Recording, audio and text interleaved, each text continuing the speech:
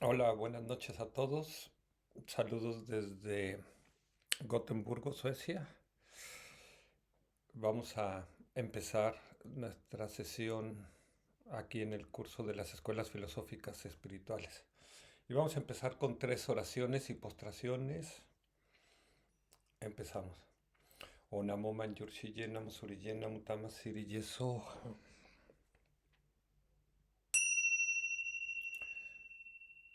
Onamo Manjurshije Namo Surije Namo Tamasiri Yeso.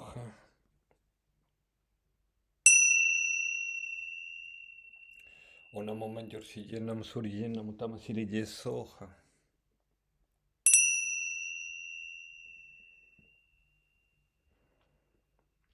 Bien, bienvenidos todos, bienvenidas. Vamos a iniciar nuestra sesión del viernes 12 de enero de 2024. Bien, buenas noches a todos. Vamos a empezar esta sesión 146 del 12 de enero de 2024, aquí en el curso de las escuelas filosóficas espirituales, el juego del espejo del espíritu. Y nuestro tema del día de hoy es el paso de tortuga de la vacuidad del yo. Esta segunda parte, hoy vamos a ver temas muy importantes como ¿existe el alma o no existe el alma? ¿Existe el yo o no existe el yo? De hecho, bueno, vamos a empezarnos a introducir en estos temas que son muy, muy profundos. El, pero antes de iniciar, vamos a conectar con nuestra motivación. Pero hoy vamos a conectar con la motivación más elevada, esta que está aquí numerada con el número 5, y pensar que para liberar a todos los seres del océano del sufrimiento, de la existencia cíclica, es decir, del samsara, vamos a alcanzar la iluminación, la mente omnisciente de un Buda, porque solamente un Buda puede ayudar a liberar a todos los seres. Entonces vamos a conectar con esta motivación durante un minuto en silencio.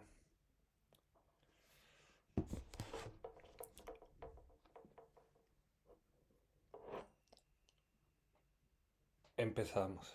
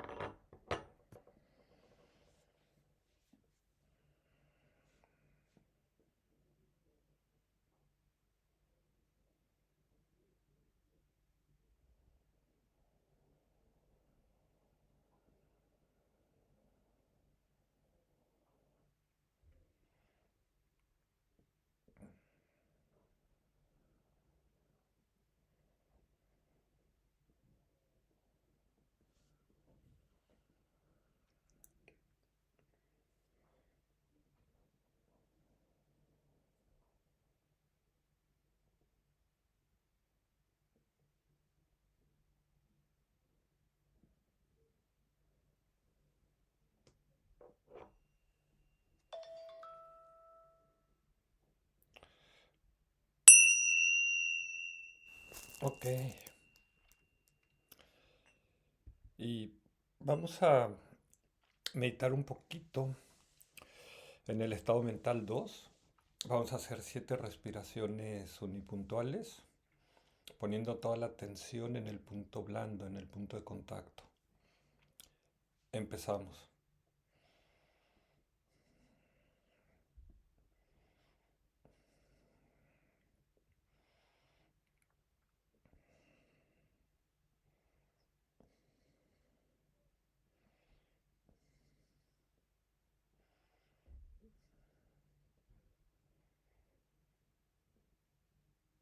Ok. Y ahora vamos a meditar un poquito en Vipassana, en meditación analítica. Entonces vamos a poner toda la atención en el cuerpo de la respiración, el, esto, en los 6 momentos que tiene toda respiración, 3 al inhalar y 3 al exhalar. El,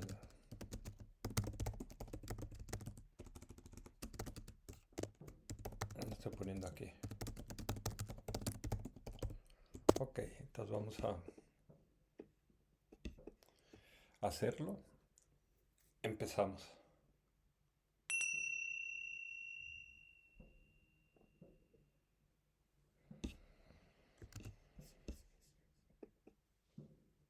Inicia, dura, termina una inhalación. Inicia, dura, termina una exhalación. Y sigue tú a tu propio ritmo.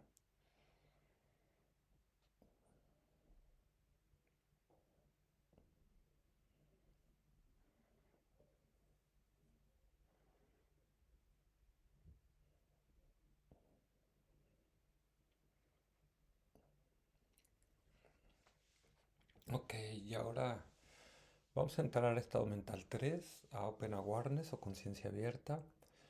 Soltamos la respiración, soltamos el conteo, soltamos las falanges de los dedos si la estabas usando, soltamos las etiquetas y ponemos la atención en la pantalla de la mente, cualquier cosa que esté ocurriendo, pensamientos, emociones, recuerdos, imágenes. No rechazamos nada, pero tampoco nos vinculamos con nada, no seguimos nada, ni tampoco generamos o fabricamos nada.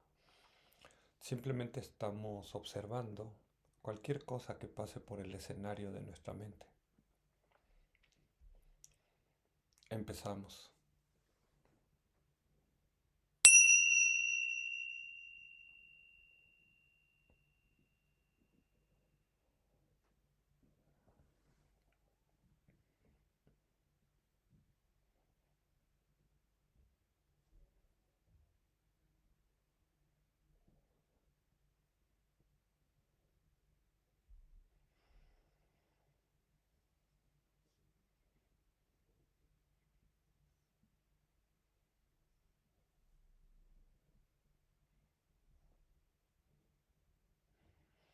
Y en este nivel de conciencia más elevado podemos volver a conectar con nuestro guru, ya sea nuestro guru externo, nuestro guru interno o nuestro guru secreto.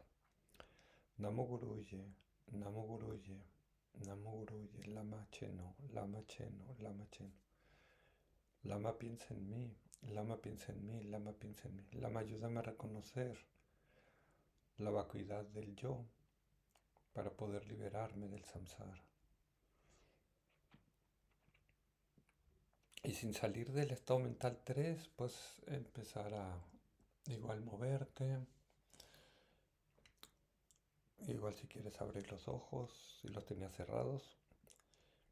Y en ese estado de conciencia vamos a hacer la solicitud de las enseñanzas. Que hoy día voy a necesitar mucha inspiración de los Budas, Bodhisattvas, para este tema tan complejo, tan profundo. Solicitud de enseñanzas. Semchenam chi sampadan, lo jiche dragjita, guarche chuntun montempayi, choyi corlo cordusol. Semchenam chi sampadan, lo jiche dragjita, guarche chuntun montempayi, choyi corlo cordusol. Viendo las diferentes motivaciones e inteligencias de los seres sensibles, por favor giren la rueda del Dharma, del Mahayana, Theravada y las tradiciones comunes. Para los seres de acuerdo a su motivación y a su inteligencia, de los vehículos grandes y pequeños, girar la rueda del Dharma, imploramos. Y ahora, como esta es una sesión grabada, me va a tocar a mí recitar el Sutra del Corazón de la Sabiduría, en vez de escuchar una de sus bellas voces. El Prajnaparamita Hridaya Sutra. Om. homenaje a la noble y bella perfección de la sabiduría. El noble Bodhisattva Avalokiteshvara meditaba en el cauce profundo de la perfección de la sabiduría. Miró abajo y vio que los 5 skandhas son vacíos y así se liberó del sufrimiento. Aquí, oh Shariputra, la forma es vacío, el vacío es forma. La forma no difiere del vacío, el vacío no difiere de la forma. Lo que sea forma es vacío, lo que sea vacío es forma. Así también son las sensaciones, percepciones, impulsos y la conciencia. Aquí, oh Shariputra, todos los fenómenos son vacíos, no son producidos o aniquilados, ni impuros ni inmaculados, ni completos ni enteros. Así, Shariputra, en el vacío no hay forma, ni sensaciones, ni percepciones, ni impulsos, ni conciencia. No hay ojo, oído, nariz, lengua, cuerpo, ni mente. No hay formas, sonidos, olores, sabores, tactos, ni objetos mentales. No hay conciencia de los sentidos. No hay ignorancia ni extinción de ella, ni hay todo lo que procede de la ignorancia, ni vejez, ni muerte, ni extinción de la vejez y la muerte. No hay sufrimiento, ni su causa, ni su cese, ni sendero de liberación. No hay conocimiento, ni logros, ni falta de ellos. Así, Shariputra, el Bodhisattva libre del apego se apoya en la perfección de la sabiduría y vive sin velos mentales. Así se libera del miedo con sus causas y alcanza el nirvana.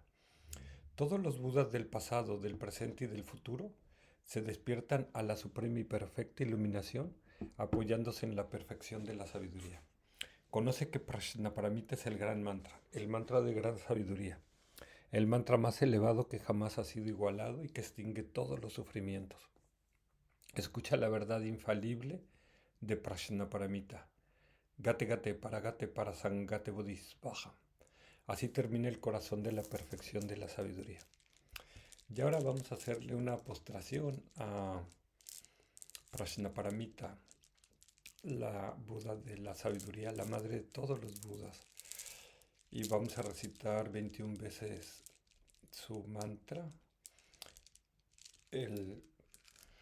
Pero antes voy a purificar el mala recitando 7 veces el mantra de purificación y luego soplando con la garganta, con el halo de la garganta 3 veces en el mala y frotando el mala como si lo estuviéramos lavando. Om Ruchiramani Pravartaya Hum, Om Ruchiramani Pravartaya Hum, Om Ruchiramani Pravartaya Hum. Om Ruchiramani Pravartaya Hum, Ruchiramani Pravartaya Hum, Ruchiramani Pravartaya Hum. Om Ruchiramani Pravartaya Hum.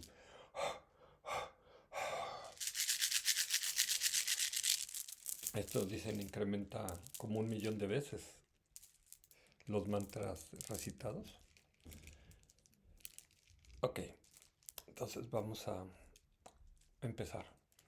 Tayatam gate gate para sangate bodhisvaja. Tayatam gate gate para sangate bodhisvaja. Tayatam gate gate para sangate bodhisvaja. Tayatam gate gate para sangate bodhisvaja.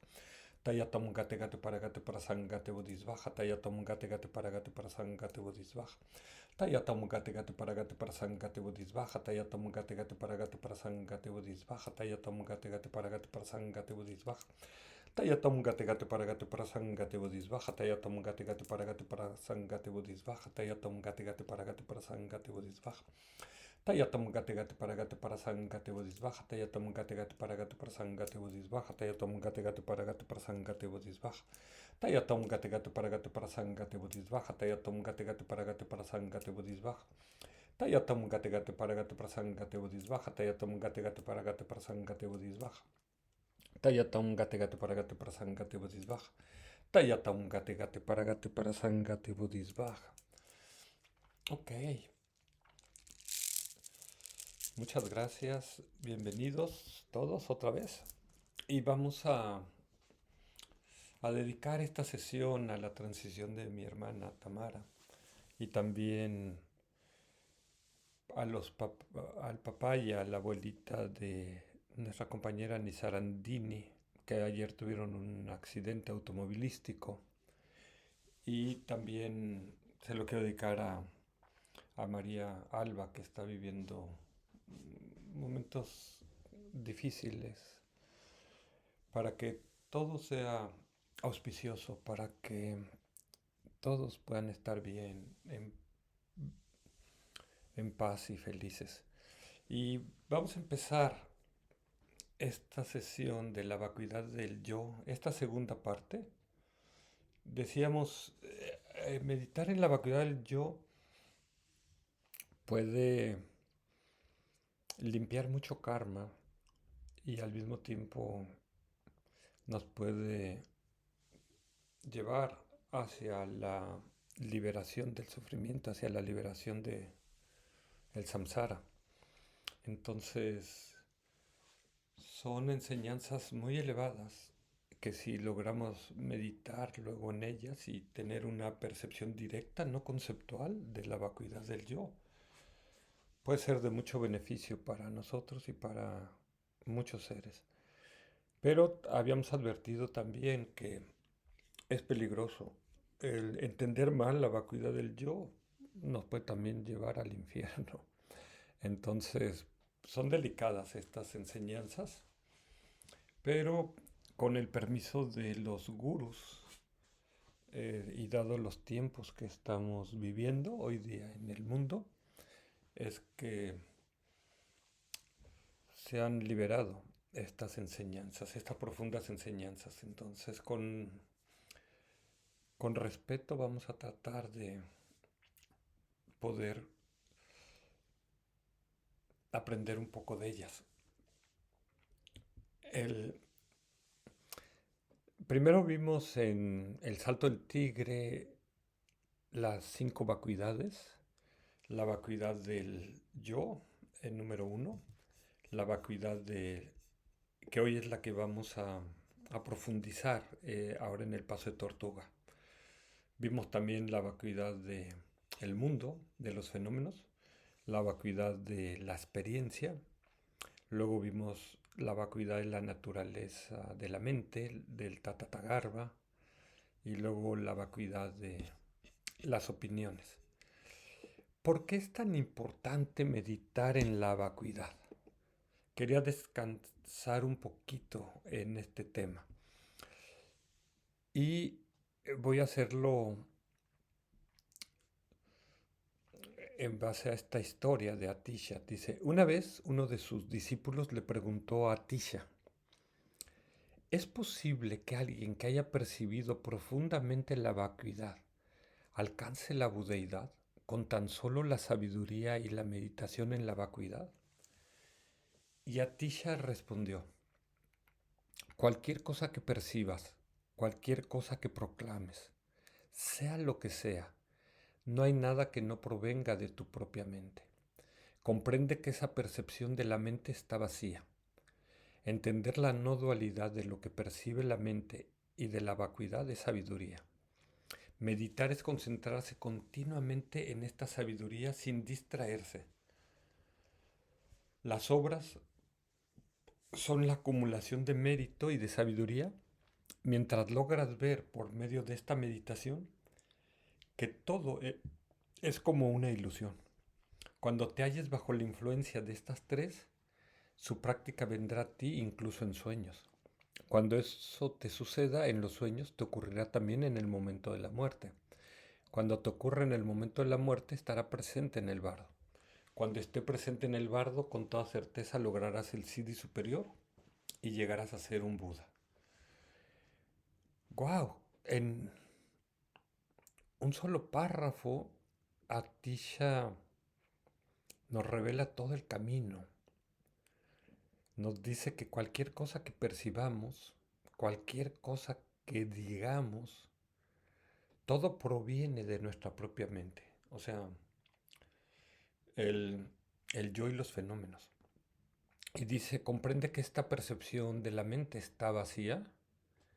Y nos dice, entender la no dualidad de lo que percibe la mente y de la vacuidad es sabiduría.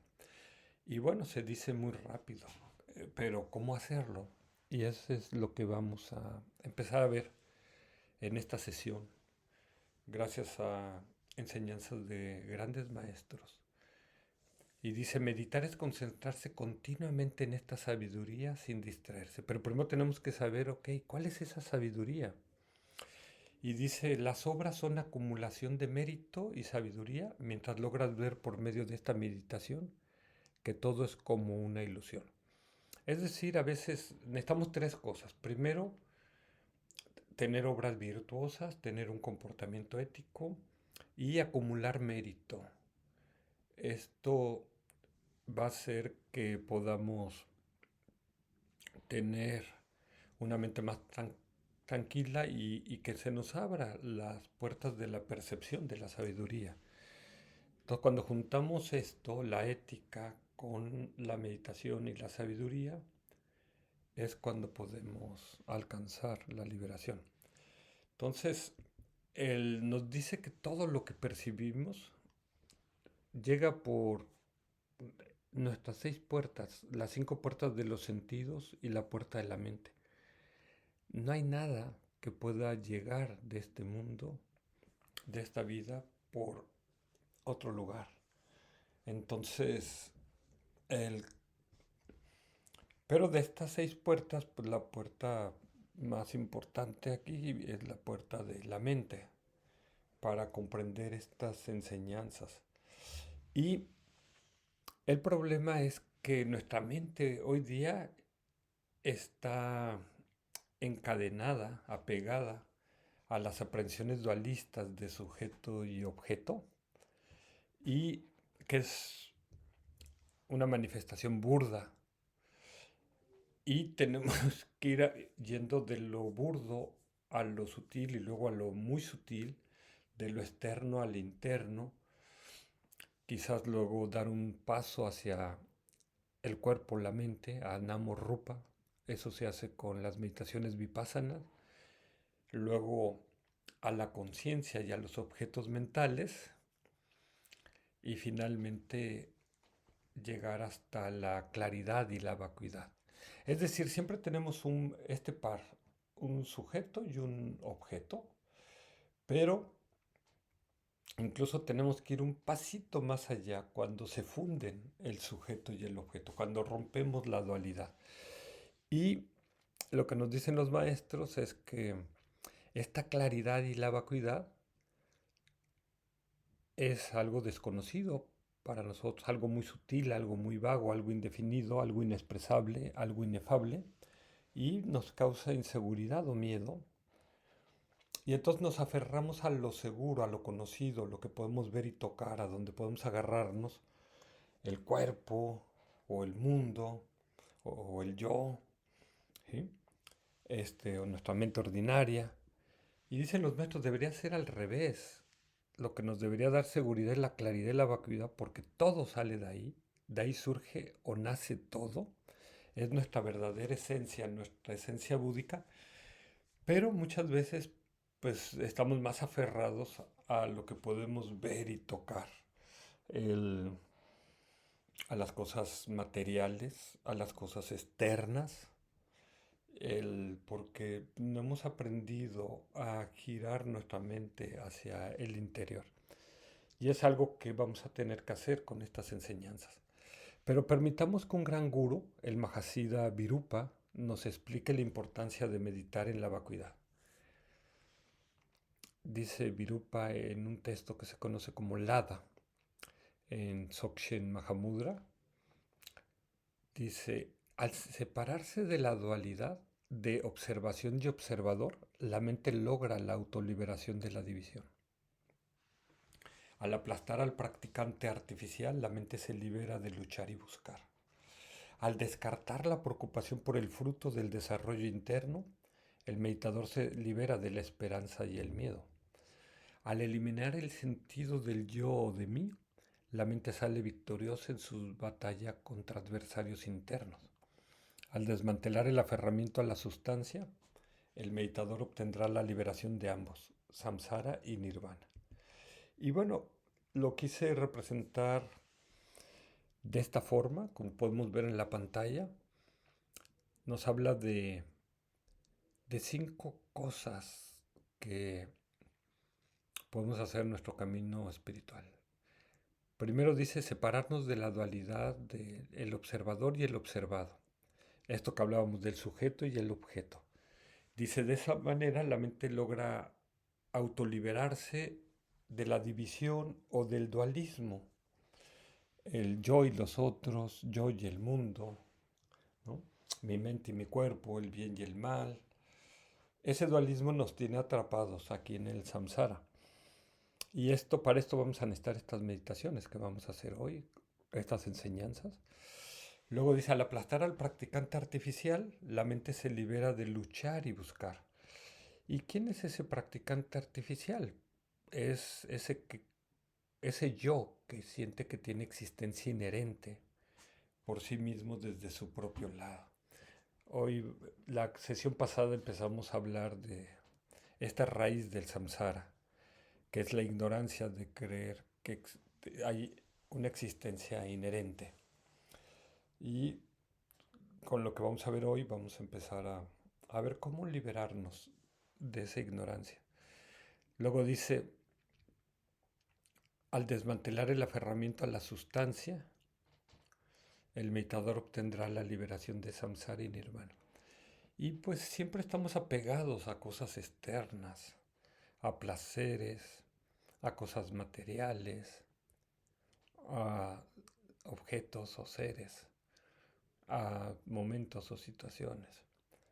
Entonces, mientras tengamos apego o deseo, va a ser difícil que podamos liberarnos. Y por eso se habla de que tenemos que liberarnos de los 8 intereses mundanos, los 8 dharmas mundanos. Y dice, al descartar la preocupación por el fruto del desarrollo interno, el meditador se libera de la esperanza y el miedo. Y esto tiene de igual que ver con los 8 intereses mundanos, que están dominados por la esperanza de obtener algo y el miedo de perder algo. Y que, como nos explican los maestros, son solamente un juego del ego. Es como el anzuelo con el que el ego nos atrapa y nos mantiene atorados aquí en el samsara.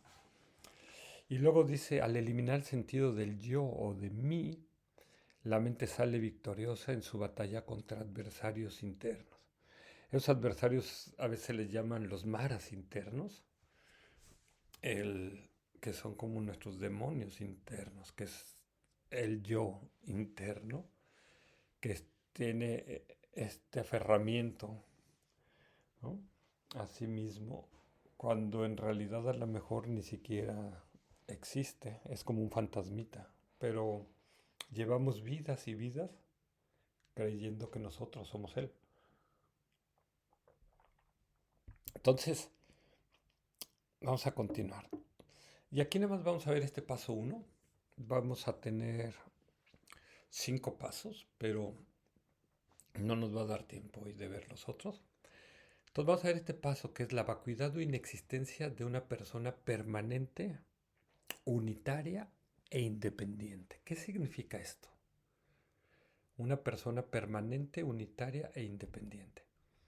Empecemos analizando cómo veía Aristóteles a Dios, porque es muy parecido a cómo los hindús o las escuelas filosóficas espirituales de la India antigua definían al alma. ¿Cómo ve Aristóteles a Dios? En el libro titulado Metafísica, Aristóteles describe a Dios como el primer motor inmutable, incorruptible, y lo define como el pensamiento del pensamiento, es decir, como un ser que piensa que su propio pensamiento, inteligencia y acto de inteligencia son uno y el mismo. Es decir, si lo vamos a poner en un cubo de 3 dimensiones, porque para Aristóteles Dios es simple, es decir, de una sola pieza, unitario, es el motor inmóvil que todo lo mueve, pero nada lo mueve, es decir, que es independiente. Esta sería la segunda dimensión. Y es eterno o permanente, esta sería la tercera dimensión. Es decir, a Dios no lo puedes desarmar porque no tiene piezas, es una sola pieza. No tiene causa, nada lo causó, nada lo generó, porque es la causa primera, la causa de todas las causas, la causa que mueve todo, pero nada lo mueve. Este motor inmóvil que, como lo definía Aristóteles, y se dice que Dios es eterno, que es permanente, que no tiene principio ni fin. Entonces, unitario, independiente y permanente. Así es como veía Aristóteles a Dios. Y curiosamente, estas tres características es las con las que definían al alma las escuelas filosóficas espirituales de la India antigua. Es decir, el alma también es unitaria, también es simple, también es de una sola pieza, también es independiente, nada la altera y es permanente. Entonces, tenemos una igualdad acá entre Dios y el alma. La quise yo representar así, de esta manera, como una esfera blanca que es unitaria, independiente y permanente. Pero tú te la puedes imaginar como tú quieras. ¿Dónde está el alma? ¿En el cuerpo, en la mente, afuera del cuerpo y la mente, en una parte intermedia entre afuera y adentro? ¿En ningún lugar, en todo lugar? ¿Cómo es el alma? ¿Es invisible o visible? ¿Es intangible o tangible? Porque ¿por qué cuando la buscamos no la podemos encontrar? Me decía mi sobrino Bjorn, decía que él es experto en computadoras y me decía que quizás el alma puede ser como un servidor remoto que está en otra dimensión, en otro plano de existencia, desde el cual controla a nuestro cuerpo y nuestra mente, o la mente no tiene ningún tipo de conexión con nuestro cuerpo y mente y por eso es independiente. Entonces, ¿cómo, cómo visualizas tú el alma? ¿Existe o no existe el alma? ¿Sí? El, para el budismo, el, el alma no existe. El, y esa fue la doctrina que postuló el Buda en Anatta, ¿no? O Anatman, ¿no? El la significa negación. Sin ata, sin alma. El, pero el budismo plantea que nuestra mente tiene momentos de conciencia, que es dependiente de causas y condiciones y que es eterna pero cambiante. Entonces, pues es contrario a lo que es el alma. Pero vamos a verlo esto más lentamente y gráficamente para que nos quede claro. Por eso la pregunta si el Tatatagarbha que vimos cuando estudiamos la cuarta vacuidad es igual al alma.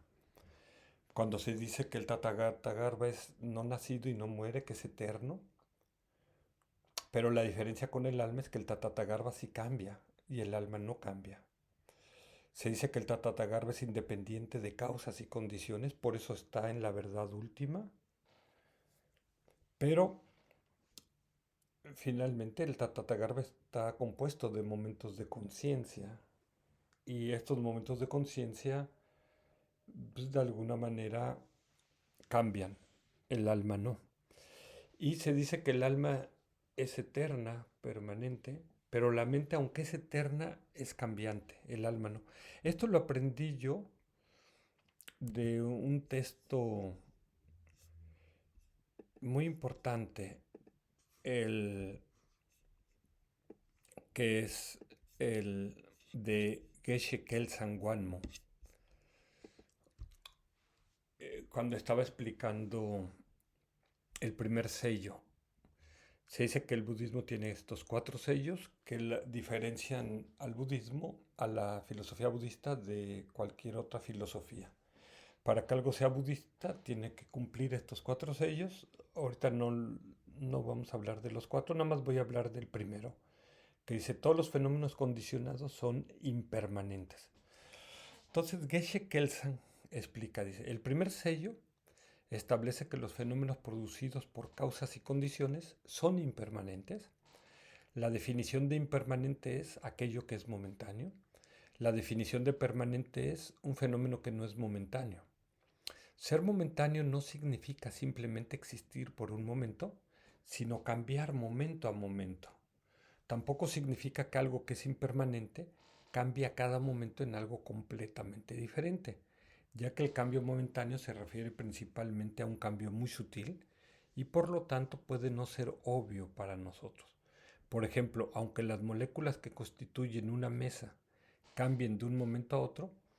Por eso tenemos que decir que la mesa es momentánea. La mesa no deja de ser una mesa de un momento a otro. De hecho, sus cambios son tan sutiles que no nos damos cuenta directamente de ellos.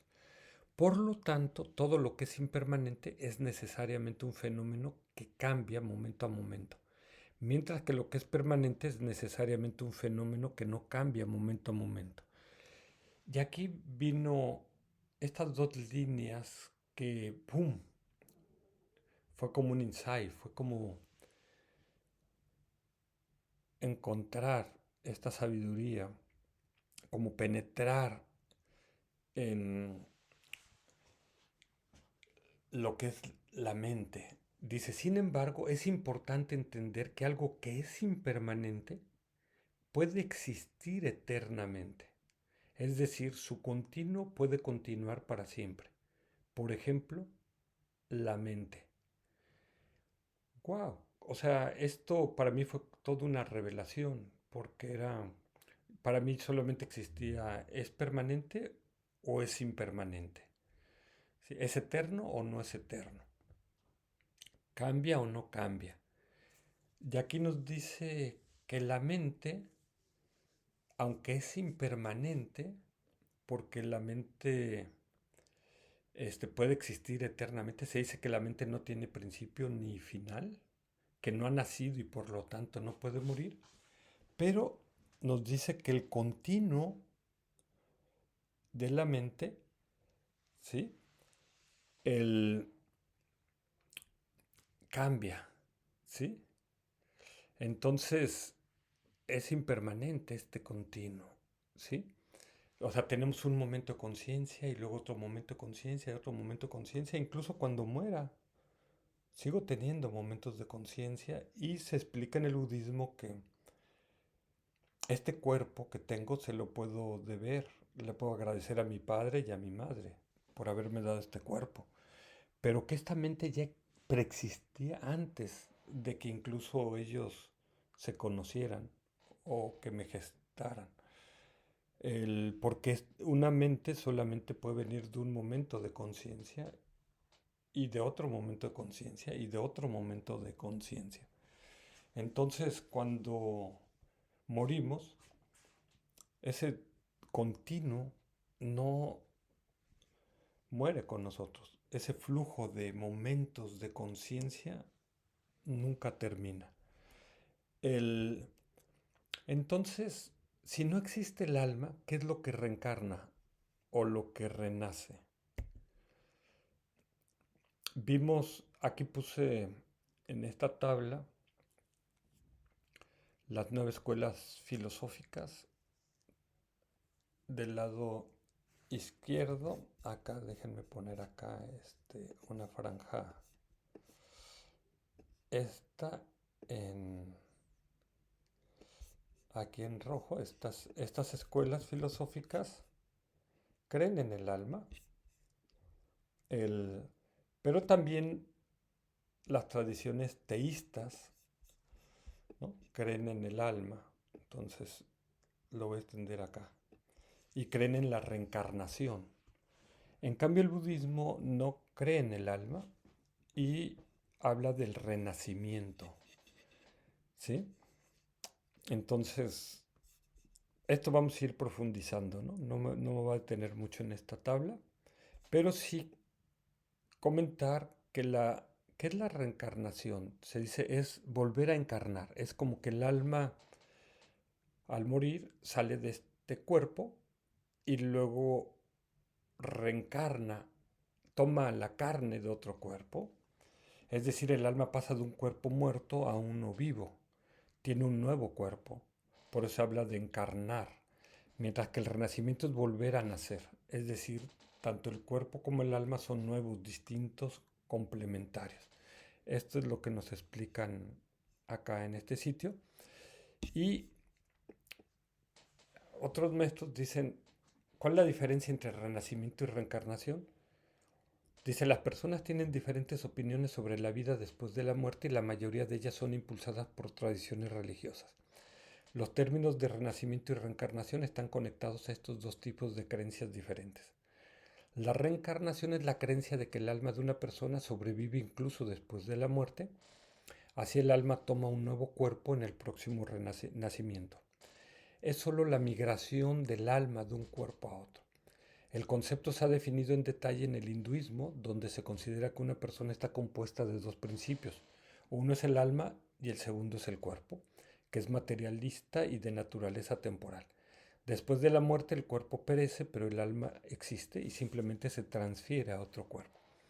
El renacimiento, en cambio, está principalmente relacionado con los principios del budismo basados en la doctrina de la redirección. El budismo se opone a la noción de la existencia de un alma eterna. Según el budismo, una persona está hecha de mente, nama, y materia, rupa. Rupa o materia es la manifestación de cuatro fuerzas: tierra, agua, fuego y aire.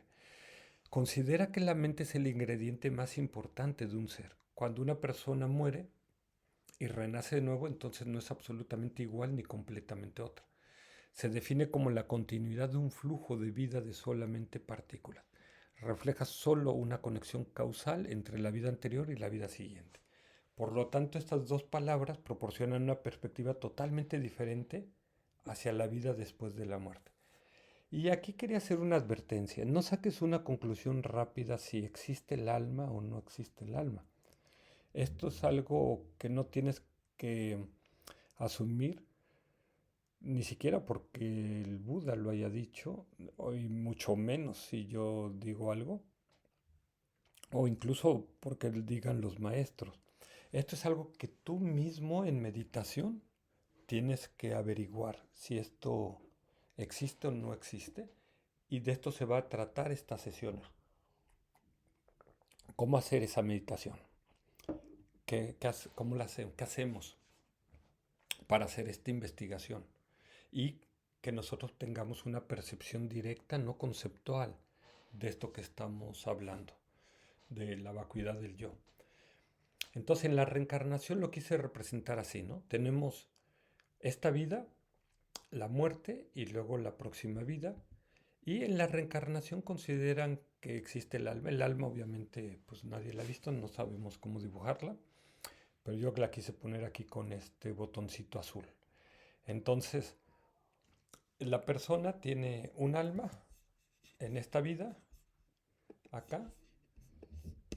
Al morir, el alma sale de este cuerpo. Incluso se hizo una película que se llamaba, creo que 21 gramos, donde pesaban a una persona en vida y en el momento de la muerte eh, el cuerpo perdía 21 gramos. Entonces esto le llevaba a concluir que el alma podía pesar esa cantidad. El, el, pero en la próxima vida el alma entra, encarna en un nuevo cuerpo, ¿sí? Entonces el alma está saliendo del cuerpo y luego entrando a otro cuerpo. Ahora, el renacimiento, ¿cómo vería estos tres momentos?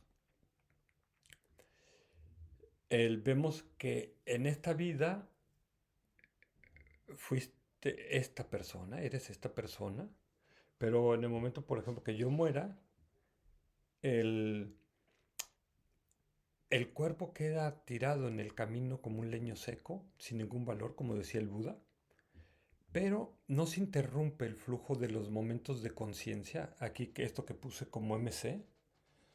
Entonces, MC0 es el momento actual de conciencia, lo quise poner así, no lo pone así el budismo. Y luego hacia atrás tengo momentos de conciencia, el momento de conciencia -1, -2, -3, hasta llegar hasta -n o llegar hasta infinito, porque el Buda no encontró, después de iluminarse, nunca encontró cuál era el principio de estos momentos de conciencia y tampoco encontró final de ellos. Entonces, igual hacia adelante voy a tener MC1, +1, +2, +3, hasta más n o hasta más infinito, ¿no? Pero en la próxima vida seré otra persona, ¿sí? Es el mismo continuo mental, pero somos distintas personas. Esto es lo que la escuela prasángika, mayámica, la escuela número 9, la escuela más elevada, va a denominar como el mero yo. Pero estas son enseñanzas muy profundas que tenemos antes que estudiar varias cosas para irlo entendiendo. Entonces, tenemos aquí que la mente está teniendo momentos de conciencia, instante, tenemos un momento de conciencia. El, tanto si estamos vivos como si estamos muertos, como si renacemos, como si somos animales, como si somos el, dioses o devas, o si somos pretas o somos narakas en el infierno, hasta si somos budas. Tenemos momentos de conciencia. Entonces, estos momentos de conciencia no ceden. El, ¿Qué es lo que pasa en el momento de la muerte? Que dejamos la mente ordinaria que estaba conectada con esta vida. Se dice que más o menos en la segunda semana el- nos desconectamos de esta vida y luego una semana antes del próximo renacimiento, la mente y el cuerpo se empiezan a vincular con el ser que será en la próxima vida. El, ¿Y qué es lo que pasa de una vida a otra? Pasa nuestro flujo mental, este flujo continuo de momentos de conciencia. Y también pasa lo que algunas escuelas van a llamar la mente sustrato, la laya vinaya, que es donde dicen que está depositado las semillas kármicas. Pero esto hablaremos de esto más adelante. El, entonces veamos ahora la visión del budismo sobre la vacuidad del yo. Dice Carl Johnson en el prólogo que escribe en el libro de Trangu Rinpoche, que transitó hace poco tiempo, en un libro maravilloso que se llama La puerta abierta a la vacuidad. Muy recomendable si quieren profundizar en estas enseñanzas.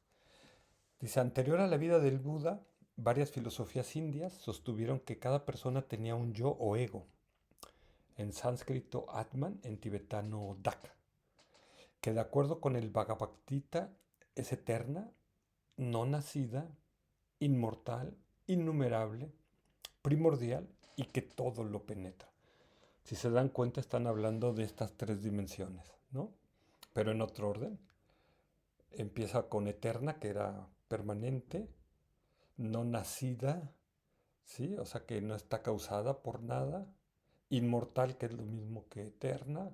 Innumerable, que es unitaria, primordial y que todo lo penetra. Dice, este yo no es nuestro cuerpo o incluso nuestra mente o personalidad ordinaria, sino más bien un alma permanente que va como una reencarnación de un cuerpo al siguiente al morir. Que aquí le llama alma al flujo continuo de conciencia. El Buda rechazó firmemente esta doctrina del yo y en su lugar enseñó la doctrina de Anatman, en tibetano Dakme, o no yo, a menudo llamado altruismo o ausencia de ego. El Buda propuso que todo se debe a la causa y efecto y que la mente de un individuo es como un río interminable de flujo de impresiones, pensamientos y sentimientos que no terminarían abruptamente con la muerte de un cuerpo, sino que continuarían fluyendo hacia el feto de la siguiente persona en la que el individuo reencarna. Este argumento de la falta de yo o altruismo de una persona se discute extensamente en los capítulos 2, 3 y 4 de este libro que citamos. Entonces, si lo vemos en este cubo de tres dimensiones, cada dimensión es una extensión que aquí podemos decir en un vector normalizado de 0 a 1 en x, y, z. Entonces tenemos que en el origen del cubo tenemos el punto 0, 0, 0 y en el otro extremo tenemos el 1, 1, 1. ¿Sí? Si lo ponemos en números decimales sería en un extremo el 0 y en otro extremo el 7. Entonces Dios estaría en el punto 7. en el uno, uno, uno. Porque Dios, como decía Aristóteles, es simple, es independiente y es permanente. El, y curiosamente el alma también está en ese mismo punto del cubo, en el 7, en el uno, uno, uno. Porque el alma también se define como simple o unitaria, como independiente y como permanente. Entonces, vimos ya que habría esta igualdad de el alma y Dios, que por eso se dice que somos a imagen y semejanza de Dios y por eso es famosa esta, esta imagen, esta pintura, el,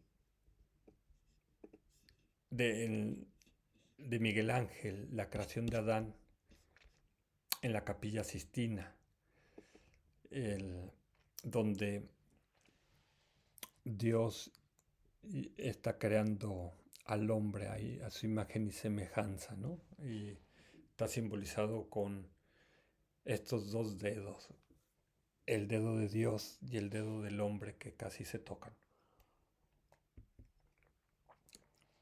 Dice Jampa Yatso Lama Kensur en Una mirada al vacío, este libro que citamos la sesión pasada y que nos va a servir como libro de texto en esta sesión y en las próximas.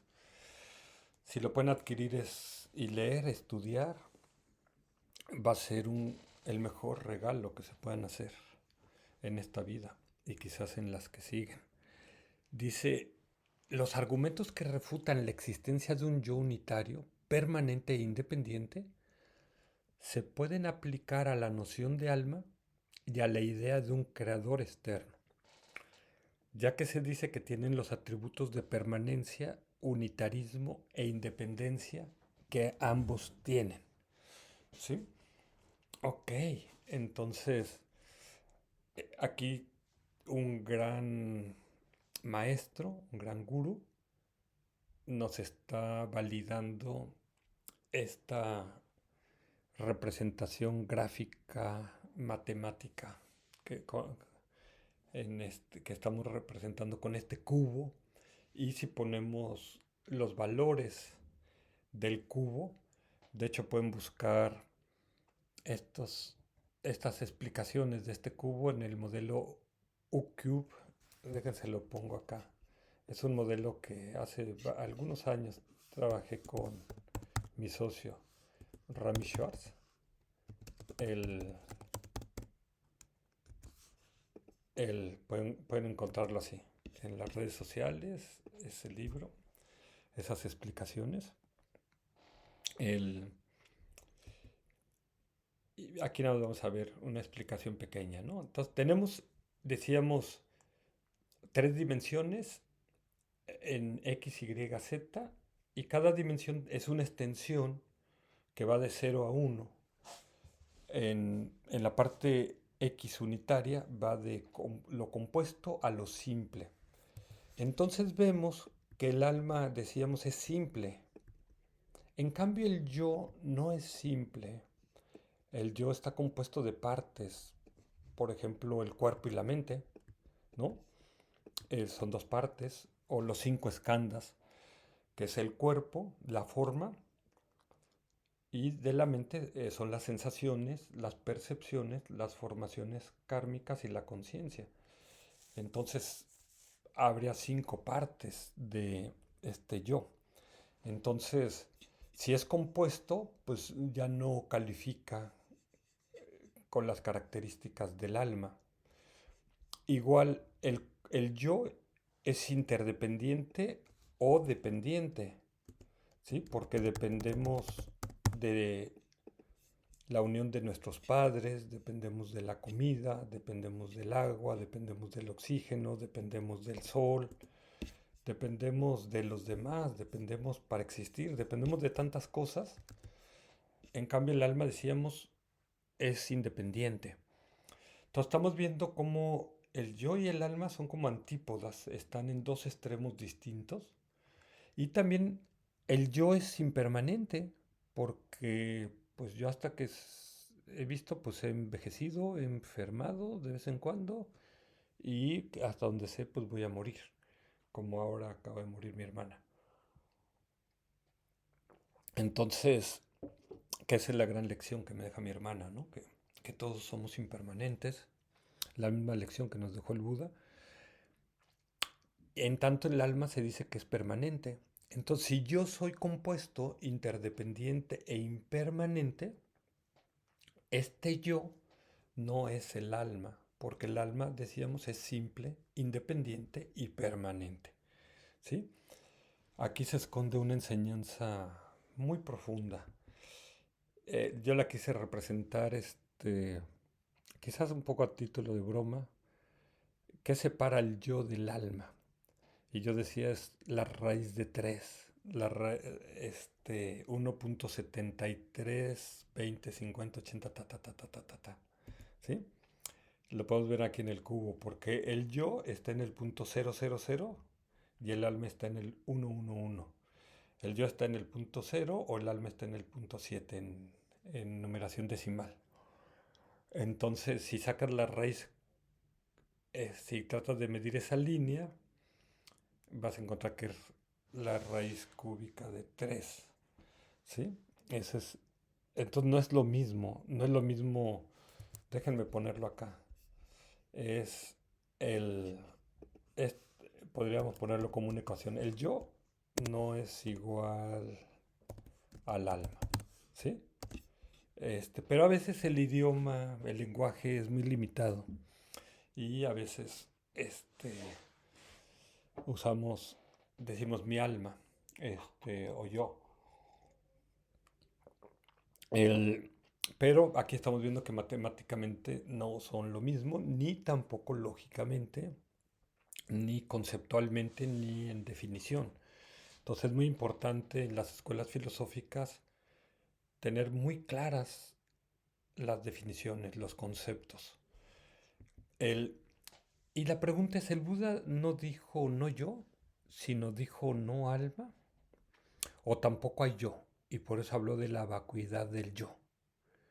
Para responder estas preguntas necesitamos estas escuelas filosóficas espirituales. Y este es el viaje que vamos a hacer. Y es un viaje que nos puede llevar a la liberación.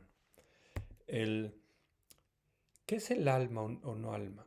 El alma en sánscrito es Atman, el no alma es Anatman, decíamos. En Pali, alma es Ata y no alma es Anata.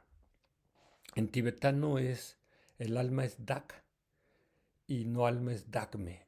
El me ahí se usa como negación, no alma. En inglés, en English, se ha traducido mal porque se habla del self como el alma y luego del selflessness o selfless o self not exist como del ser yo personalidad. Pero en realidad el Buda no estaba hablando de selflessness que como podemos ver se traduce más bien como altruismo o desinteresado. Es una traducción confusa. El Buda estaba hablando de soul, not soul, o soulness, como me enseñó mi propio sobrino. Soulness. Todos los días aprendemos algo, ¿no? O sea, estaba hablando de el alma, pero también va a hablar del self, el Buda. Pero veamos aquí un maestro, Yampayatso, cómo lo explica. Dice, la ausencia de identidad esencial, en sánscrito Nairat, ya. Esto, ahí les voy a tener una sorpresa cuando terminemos estas sesiones. Ahorita no se las voy a anticipar. Este, sobre esta palabra. Traducido en inglés como selflessness, es un término aún más confuso. Desde el punto de vista budista se refiere a la ausencia de cierto tipo fantasioso y falso de existencia. El significado habitual que se da a este término en inglés es el de anteponer las necesidades de los demás o abnegación que no se aplica en este contexto. ¿Sí? Entonces, es una mala traducción esto del selflessness, pero la vas a encontrar en todos, casi todos los libros en inglés. Cuando llegó el budismo primero a Occidente, llegó a este idioma, fue mal traducido y luego como de ahí se tradujo al español. Entonces, por eso se habla de, cada vez se habla cuando se está hablando de anatman o anatta o de dagme, se habla de selflessness o selfless, ¿no? Es este selflessness, decíamos, es altruismo o desinteresado. El como ser caritativo, y esto no es de lo que se está hablando aquí, pero te vas a topar con este error en muchos libros. Dice el alma, aquí en el glosario de Study Buddhism, de, ahí se me fue el nombre de Alexander Berzin, este, dice alma imposible. Con respecto a los 5 factores agregados de un ser individual, algo que se puede encontrar dentro de los agregados que sea estático, sin partes, separable del cuerpo y de la mente y autosuficientemente conocible. Con respecto a todos los fenómenos válidamente conocibles, un modo imposible de existencia que establece la existencia de un fenómeno por el poder de algo que se pueda encontrar dentro de él. Esta es la definición, pero esto es lo que en meditación tenemos que ver si es cierto, si es correcto, este, porque va a ser lo que se conoce como el objeto de negación. Y Anatman lo define como la total ausencia de un alma dentro del cuerpo-mente de una persona o dentro de cualquier fenómeno válidamente conocible que establezca la existencia de la persona o del fenómeno de alguna forma imposible. Y hay muchas tradiciones religiosas, por ejemplo, religiones naturistas antiguas, que incluso consideran que la montaña tiene un alma, o que el bosque tiene un alma, o que el río tiene un alma, o que las nubes tienen un alma, o que el cielo tiene un alma, o que el sol tiene un alma, y cuanti más las personas. Curiosamente, para los hinduistas, las 4 castas tenían alma, pero los parias o intocables no, y tampoco los animales. Y los españoles, los conquistadores españoles, cuando llegaron a América, consideraban que los indígenas tampoco tenían alma.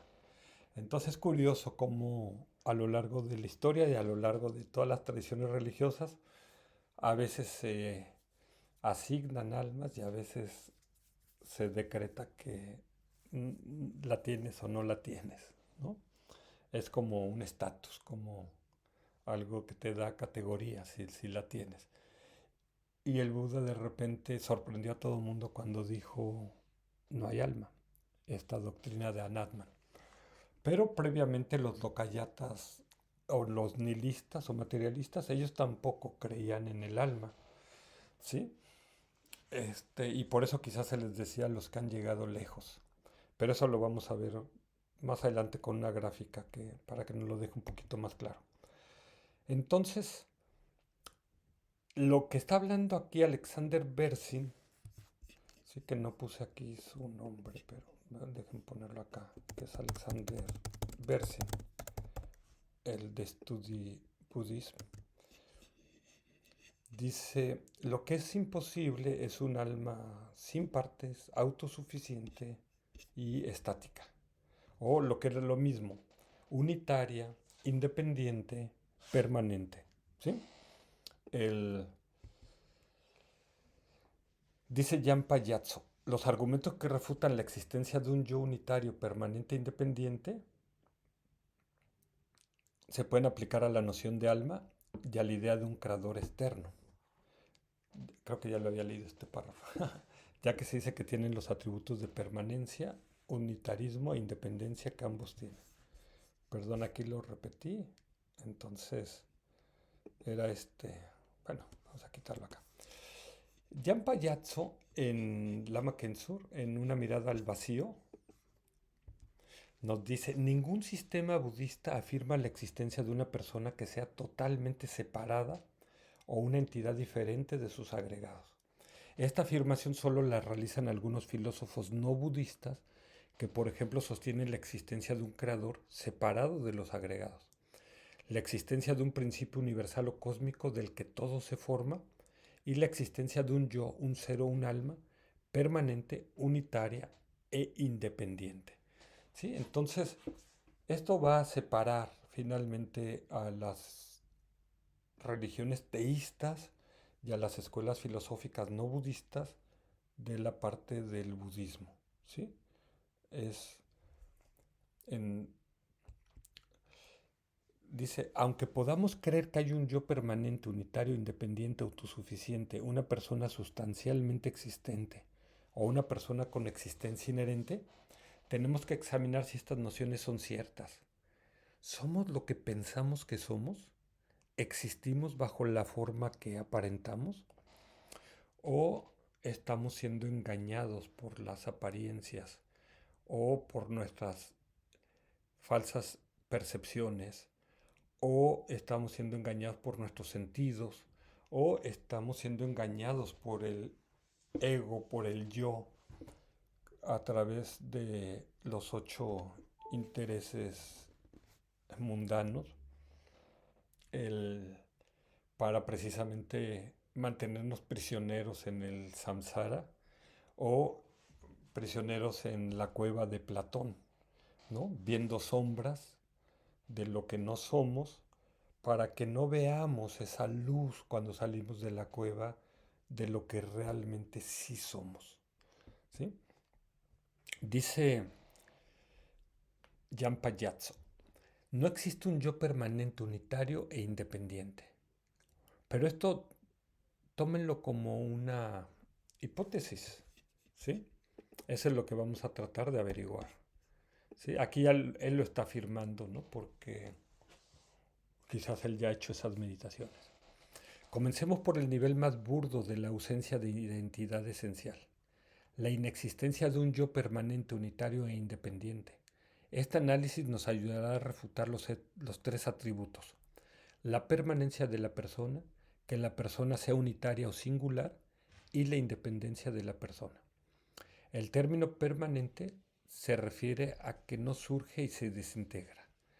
Unitario significa ser una sola entidad sin distintas partes o componentes.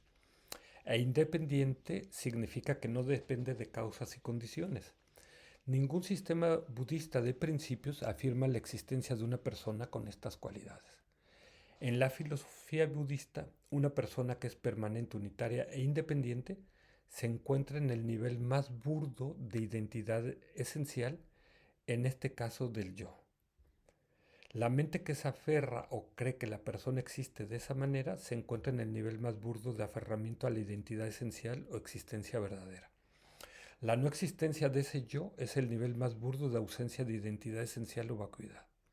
La meditación en la que nos demostramos a nosotros mismos que la persona está vacía de ser permanente, unitaria e independiente es la meditación sobre el nivel más burdo de ausencia de identidad esencial. Para entender que no existe ese yo, tenemos que investigar si realmente hay una persona que sea permanente, unitaria e independiente. Aplicar esta investigación a nosotros mismos es esencial. Nos preguntamos, ¿soy permanente, unitario e independiente? ¿Estoy sujeto al nacimiento y la muerte? ¿Tengo partes? ¿Hay causas y condiciones que me influyen o soy inmune a ellas? Si exploramos este tema en profundidad y no solo brevemente durante unos días, vamos a concluir con confianza: no soy permanente porque soy impermanente. No soy impermanente porque cambio a cada momento y estoy sujeto al surgimiento y a la desintegración. No soy unitario porque tengo partes. No soy independiente porque soy un producto de causas y condiciones. Reflexionar y meditar de esta manera resulta muy útil. Y fíjense, este párrafo, porque podemos decir, no estamos haciendo una discusión bizantina No estamos perdiendo el tiempo, como decía mi excuñado. No tienen otra cosa más interesante que hacer que estar divagando en estas cosas. Este, este párrafo de Jan Payazzo nos va a dar la respuesta. Dice, aunque la ausencia de un yo permanente, unitario e independiente es el nivel más burdo y más superficial de la ausencia de identidad esencial, es importante comprenderla, porque es el primer paso en el ascenso a la liberación. ¿Sí? O sea, esto es lo que nos saca de la cárcel del samsara. Esta es la llave que abre la cerradura de esa cárcel, de esa prisión. Si este es el caso, la comprensión de esta ausencia de identidad esencial burda es mucho más importante que cualquier otra cosa que haya en el mundo. O sea, no hay nada más importante que puedas estar haciendo ahorita, que puedas estar estudiando, en lo que puedas meditar que esto. Entonces puedes sentirte muy privilegiado. Dice, esta comprensión junto a la persona que posee ese conocimiento es digno de nuestro homenaje y respeto. Fíjense qué importante todo lo que dice aquí. Entonces, aquí lo que nos está diciendo es que nosotros vamos a empezar primero por lo más burdo, ¿sí? Y luego vamos a ir subiendo a lo sutil y luego hasta llegar a lo más sutil. Y la parte más burda, que es la única que estoy hablando ahorita, es pensar, creer que tenemos esta existencia inherente, que es el que está basada en ser algo unitario, algo independiente y algo permanente. ¿Sí? Entonces, esto es el primer pasito que tenemos que dar, lo primero que tenemos que poder refutar. El, el primer objeto de negación con, con el que nos vamos a topar en esto. El, entonces, dice, para entender que no existe ese yo, tenemos que investigar si realmente hay una persona que sea permanente, unitaria e independiente. Aplicar esta investigación a nosotros mismos es esencial. Nos preguntamos, ¿soy permanente, unitario e independiente? ¿Estoy sujeto al nacimiento y la muerte? ¿Tengo partes? ¿Hay causas y condiciones que me influyen o soy inmune a ellas? Si exploramos este tema en profundidad y no solo brevemente, durante unos días, vamos a concluir con confianza. No soy permanente porque soy impermanente. Soy impermanente porque cambio a cada momento y estoy sujeto al surgimiento y a la desintegración. No soy unitario porque tengo partes, no soy independiente porque soy un producto de causas y condiciones. Es decir, veíamos estas tres dimensiones con sus extensiones, ¿no? De 0 a 1 cada una. La primera, que es X, la horizontal, nos habla del número de partes o piezas.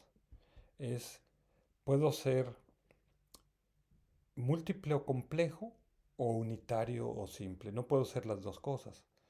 La segunda, que es Y, la vertical de causas y condiciones. ¿Soy dependiente de causas y condiciones o soy independiente de causas y condiciones? Decíamos, Dios es independiente, el alma es independiente, nosotros, el yo no, la persona no. Y la duración, ¿soy permanente o soy impermanente?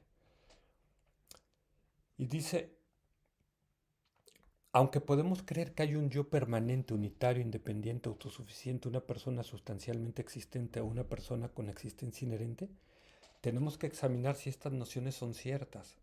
¿Somos lo que pensamos? ¿Existimos bajo la forma que aparentamos?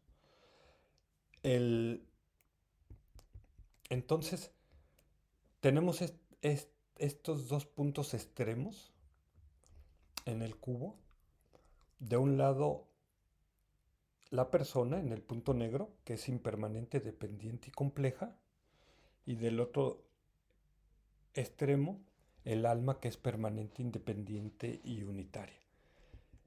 El que decíamos son los dos puntos del cubo, uno vale 000 y el otro vale 111. Ahora, aquí vamos a empezar a hacer una pequeña meditación. Cuando estaba estudiando este tema, preparando estas sesiones, de repente tuve un sueño y soñé un sueño muy vívido y soñaba con dos personas y me desperté y la primera pregunta que me vino a mi mente era, ¿esas dos personas de mi sueño tenían alma? Y si tenían alma, ¿cómo era? Y entonces yo me quería imaginar el alma como esta esfera, ¿no? Una esfera blanca, perfecta, pura, así, ¿no? Entonces yo decía, pues si existe el alma, pues ¿dónde está?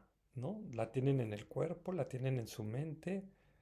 El caso es que no la podía encontrar cuando los buscaba. Pero luego yo decía, ok, pero esas dos personas de mi sueño realmente no existen. Nada más existieron en mi cabeza, en mi mente.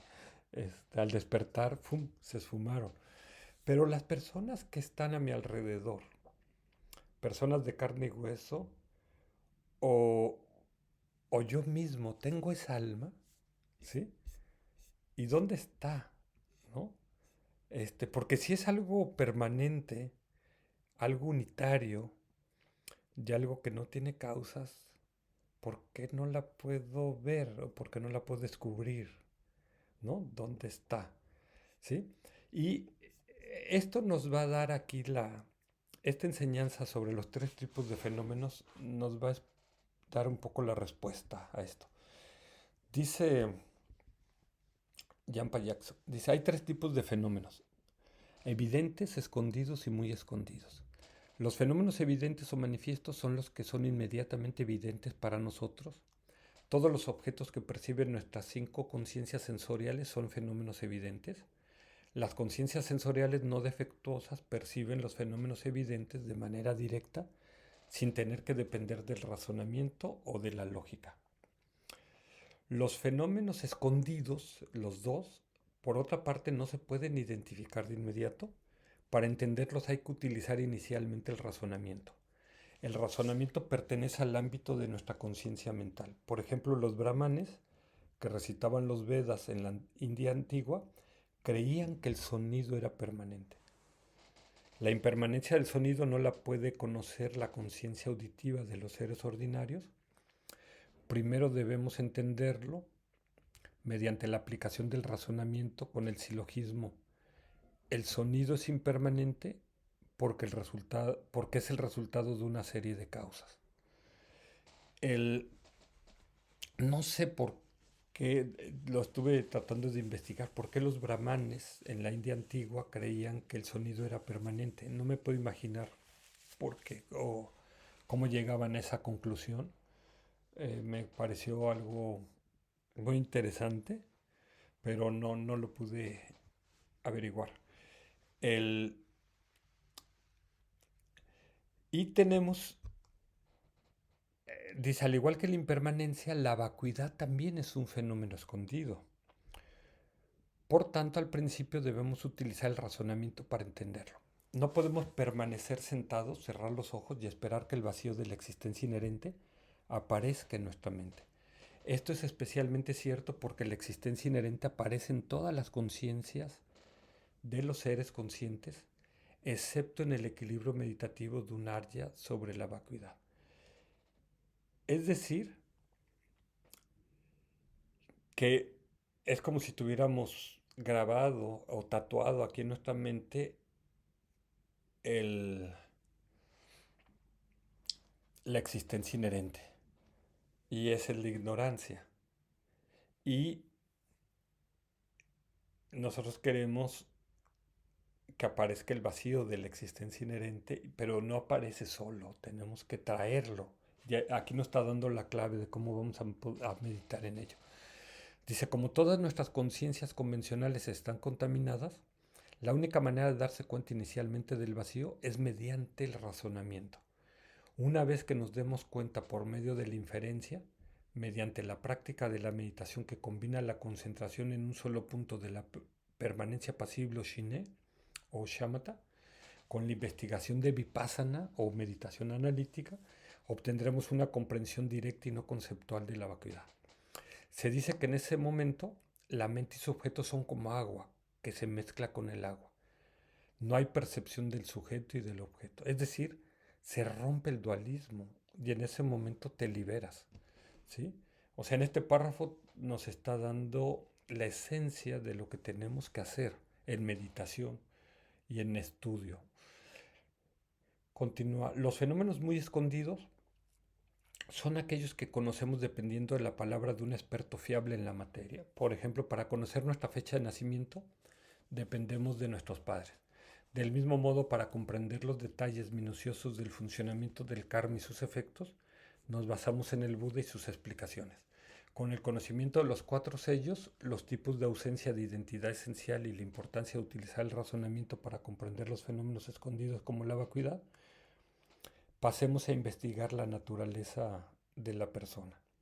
Pero antes de hacerlo, quiero detenerme aquí, porque en esta gráfica lo vamos a ver más claro. Nos dice Jan Payazzo que tenemos 3 tipos de fenómenos. 1, fenómenos evidentes; 2, fenómenos escondidos; y 3, fenómenos muy escondidos. Los fenómenos evidentes, dice, son los que perciben nuestras 5 conciencias sensoriales: ojos, oído, nariz, lengua, tacto. No se requiere depender del razonamiento, de la lógica. Ejemplo, los colores, los sonidos, los sabores. O sea, no necesitas pensar, elucubrar, estudiar nada. Es lo que ves y lo que tocas. Y es lo que pueden ver los locayatas, que dicen solamente creo en lo que puedo ver y tocar. Ellos se quedan en los fenómenos 1. Pero existen el fenómeno 2, fenómenos escondidos que no se pueden identificar de inmediato y para entenderlos hay que utilizar inicialmente el razonamiento. Y entre estos está la impermanencia y la vacuidad. Entonces, por eso puse esta flechita roja. Estos son los que nos interesan porque decía el Buda que la meditación más importante es la de la impermanencia. ¿Sí? A veces se dice que también es la de la interdependencia o la del origen interdependiente, pero van de la mano. Y la de la vacuidad. Entonces aquí podríamos poner también la interdependencia, aunque no la citó Jan Payazzo, ¿sí? Entonces, nos interesan estos dos para nuestra clase, para nuestros estudios y nuestras prácticas. Y luego viene el 3, los fenómenos muy escondidos, que los conocemos dependiendo de la palabra de un experto fiable. En el budismo nos basamos en el Buda y sus explicaciones. En la vida ordinaria, si queremos la fecha de nuestro nacimiento, decía, tenemos que consultar a nuestros padres o al registro civil, ¿sí? Y en el Dharma o enseñanza espiritual, tenemos que depender del Buda para conocer el funcionamiento del karma y sus efectos. Pero no nos preocupemos ahorita por los fenómenos muy escondidos, ni los fenómenos evidentes. Nos tenemos que preocupar por los fenómenos escondidos. ¿Y cómo funciona esto con el conocimiento, dice, de los 4 sellos, de los tipos de ausencia de identidad esencial, la importancia de utilizar el razonamiento para comprender los fenómenos escondidos como la vacuidad? Pasamos a investigar la naturaleza de una persona, ¿sí? ¿Cómo darnos cuenta del vacío entonces? 1, tenemos que usar el razonamiento mediante la inferencia. 2, tenemos que hacer la práctica de meditación que combina la meditación shamatha y la meditación vipassana hasta que obtengamos una comprensión directa y no conceptual de la vacuidad. Hasta que veamos, ¿no? En ese momento la mente y su objeto son como agua que se mezcla con el agua y ya no hay percepción de sujeto y de objeto. Se trasciende la dualidad y en ese momento te liberas. Vamos a verlo cómo haríamos en meditación. Dice, paso número 1, inicialmente mediante el razonamiento, mediante la inferencia y luego la contemplación en lo asumido. ¿Eh? Primero tienes la duda, reflexionas hasta que surge el insight, surge el descubrimiento. Ah, caray, sí, esto es así. El paso número 2, juntamos shamatha y vipassana en meditación, que es lo que hicimos al principio, la base de shamatha y la base de vipassana. Y mediante la práctica de la meditación, combinamos la concentración en un solo punto, o shine, con la investigación de vipassana, y como resultado fruto obtenemos esta comprensión directa y no conceptual de la vacuidad. Vamos a verlo más despacio. Dicen los maestros. Primero, escuchas a un maestro, lo lees o lo ves en un video. Yo les decía, yo he sido maestro eh, en el mundo material, en el mundo, ¿no? No espiritual. En la parte del mundo espiritual no soy un maestro, ni soy un gurú, pero tenemos aquí a Jampa Yatso, él sí es un lama, es un gurú. Entonces, por eso podemos confiar en sus enseñanzas, ¿sí? En este libro que les recomendaba, ¿no? Una mirada al vacío, ¿sí? Yo aquí me estoy tratando de basar en él y los errores son míos, pero los aciertos son de él. Entonces, paso número 1, escuchamos al maestro. Paso 1A. El paso B, contemplas lo que encontraste cuando ya no tienes dudas. Y entonces pasas a meditación shamatha en ello, ¿sí? Eso es lo que te va a llevar a la liberación. Porque al principio estamos en la verdad convencional, en la realidad relativa, donde hay una separación entre el objeto y el sujeto, entre el objeto y la mente, ¿sí? El, yo creo que tengo existencia inherente y creo que el objeto tiene existencia inherente. Y estamos aquí en el dualismo y tenemos que llegar a una experiencia no dual donde se funden el objeto con la mente, ¿sí? Donde el agua se funde con el agua, ¿sí? Y tenemos esta percepción directa, no conceptual de la vacuidad del yo. Entonces, ¿qué pasos hacemos? Uno A, escuchas, lees, investigas. ¿Cómo lo hacemos? Tenemos que conocer todos los tipos de ausencia de identidad esencial, desde los burdos a los sutiles, y para esto requerimos la escalera de las escuelas filosóficas espirituales. Hasta que ya no tenemos dudas y lo asumimos de que es bueno, que es correcto, que es verdadero. Este, que es verdadero y bueno para nosotros y los demás. Luego lo contemplamos, ¿sí? Eh, luego hacemos una meditación Shineo Shamatha de atención unipuntual en ese objeto, en estos objetos que vamos a ir viendo ahora en estas sesiones, hasta que haces una meditación vipassana o analítica en ese objeto y hasta que tienes una comprensión directa y no conceptual de la vacuidad. En ese momento tu mente se funde con el objeto y trasciende la dualidad y te liberas, ¿no? Entonces aquí está paso a paso lo que tenemos que hacer. Y no solamente lo vamos a explicar, vamos a intentar hacerlo, ¿sí? Al final vamos a hacer una meditación. O sea, ¿cómo meditar en el vacío? Dice Jan Payazzo, la vacuidad es la verdadera forma en la que existe cada fenómeno. Solo podemos entender esta afirmación mediante la eliminación de todas las superposiciones y sustracciones mentales. Superponer es pensar que algo existe cuando en realidad no es así, y sustraer aquí consiste en pensar que algo no existe cuando en realidad lo hace. Es decir, a veces nos pasamos de más y a veces nos quedamos de menos. Y tenemos que llegar al justo medio, al equilibrio. Dice, el poder de la comprensión de la vacuidad. Dice, la comprensión plena y directa de la vacuidad se produce de manera gradual. Nuestra primera comprensión de la vacuidad es inferencial y se produce a través de una apariencia conceptual, ¿sí? Que era lo que habíamos explicado anteriormente, ¿no? Él dice, así como la naturaleza del espacio, igual la naturaleza de la perfección de la sabiduría, se asemeja a la naturaleza del espacio, en cuanto a que es una negación no afirmativa, ¿sí? Cuando conocemos el espacio, la única apariencia es la falta de obstrucción. Es decir, que no podemos definir el espacio de otra manera, más que decir el espacio es lo que es vacío, lo que puedes poner ahí cualquier cosa. Del mismo modo, cuando se comprende directamente la vacuidad, no hay más que el aspecto de la vacuidad de la existencia inherente. Nada más aparece en la mente. Para entender que no existe ese yo, tenemos que investigar si realmente hay esta persona unitaria o independiente, ¿no? El, entonces, vamos a verlo con una representación gráfica. ¿Por qué no podemos ver la vacuidad del yo? Porque aquí tenemos la mente que percibe y nos dice Thupten Chodron en la introducción del libro, dice, aunque todas las personas y todos los fenómenos están vacíos, este muro de la ignorancia no nos permite percibir esa vacuidad.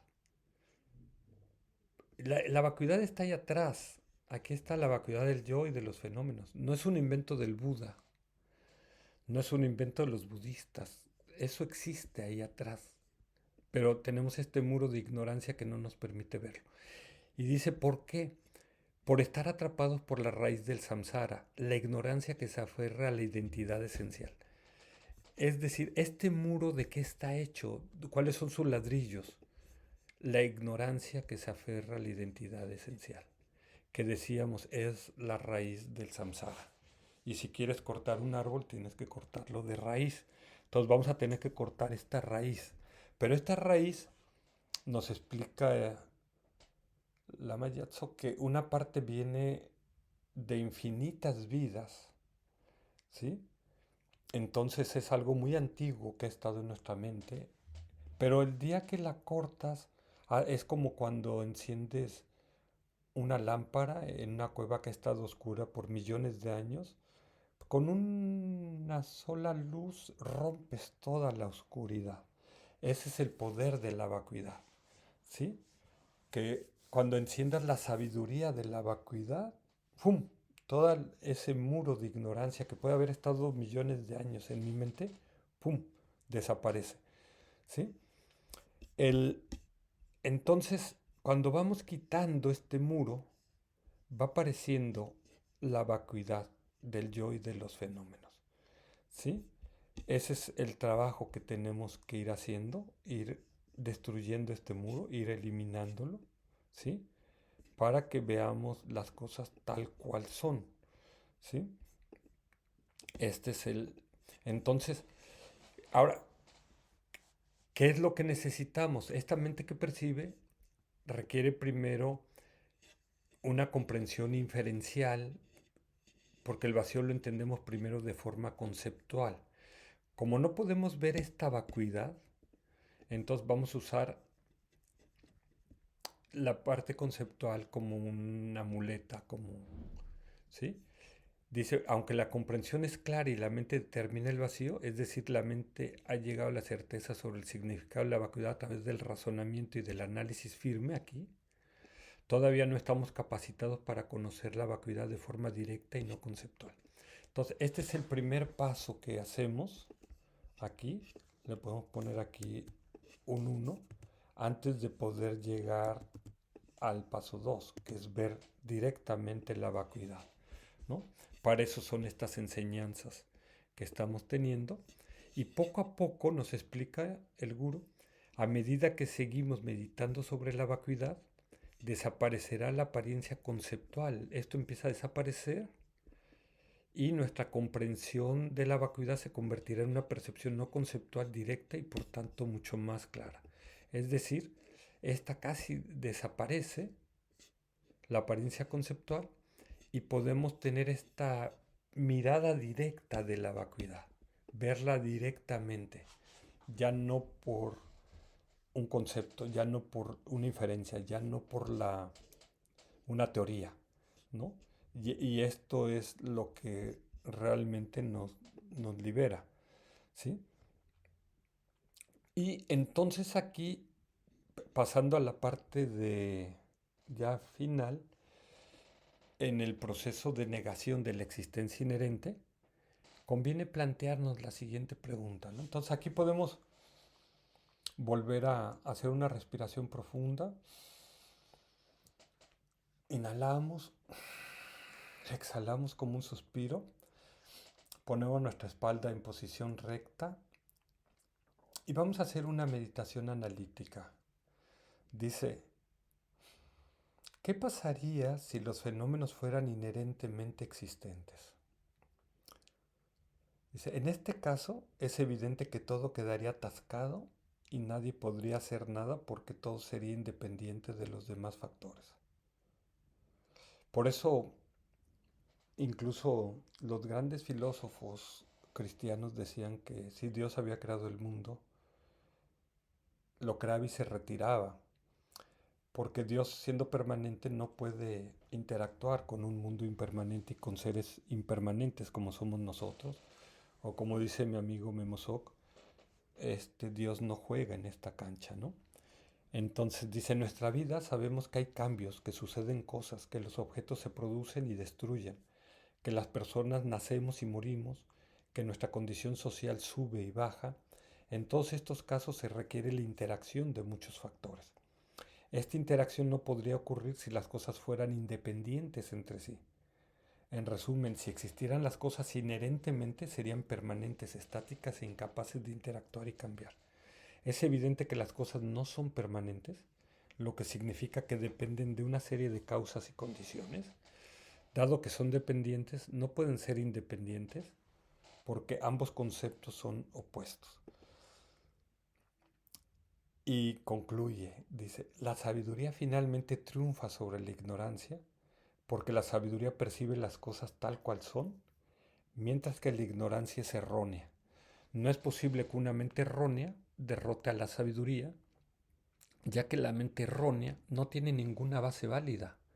La sabiduría, por otro lado, descansa sobre la base válida de conocer el modo último de la existencia de todos los fenómenos. Es hermosa esta reflexión, esta frase, y no nos va a dar tiempo hoy de ver a detalle la visión de las distintas escuelas sobre la existencia inherente o sobre la vacuidad del yo. En estos 3 años que estamos a punto de cumplir, el 28 de enero próximo, hablamos de las 5 escuelas no budistas, ¿sí? Y ahora estamos empezando a conocer las 4 escuelas budistas, ¿sí?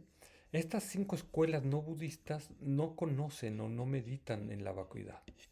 Y en cambio, uno de mis maestros se enojaba conmigo cuando yo llamaba a estas escuelas filosóficas budistas, porque él decía, no, su verdadero nombre son escuelas de la vacuidad, ¿sí? Pero claro, si empezamos a hablar así de las escuelas de la vacuidad, mucha gente no nos va a entender, ¿no? Entonces, pero aquí quise agregar las religiones teístas, ¿sí? Que claro, no son de la India, ¿no? Más bien son de Medio Oriente o Occidente. El, y quise hacer 5 clústeres, 5 grupos, ¿sí? Entonces, vamos a tener en los sistemas teístas, que son no budistas, son eternalistas, como cristianos, judíos, que creen en un alma unitaria, independiente y permanente, al igual que los sistemas no budistas eternalistas como los nayáyicas, los samkhyas, los mimamsakas y los jainistas, ¿sí? Este es el primer objeto que vamos a refutar. Luego van a venir los dokayatas que no creen en el alma, pero se fueron al otro extremo, ¿sí?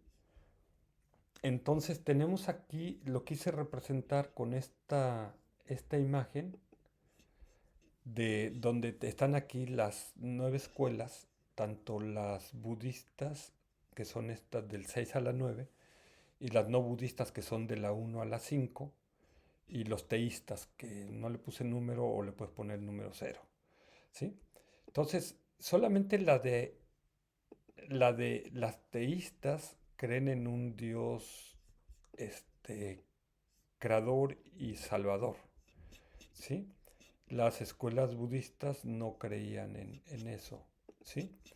El, entonces, pero curiosamente, hay otras tradiciones como los nayáyicas creen en Brahma, que es como un dios absoluto, que él no crea el mundo, pero crea Isvara, y Isvara crea el mundo en un sueño, la Maya.